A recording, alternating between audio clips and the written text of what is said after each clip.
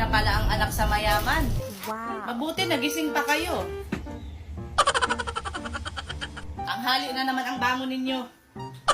Kaya nababad na naman ang mga mata ninyo. Sa kakasilpo ninyo. Nakakasarap talaga ng mga buhay ninyo. Dapat hindi pa kayo gumising. Nakahusay talaga ninyo. Pagkagising ninyo, lalamon na lang kayo. Tapos ngayon, maghahanap na ng kakainin. Kaya nagutom na. Sarap talaga ng buhay ninyo. Oh, ba't nagtunga ka pa? Hindi ka pa kakain? Ah? Kain, tulog, cellphone, lakwat ka. Pagpusayan ninyo yung estilo ninyo.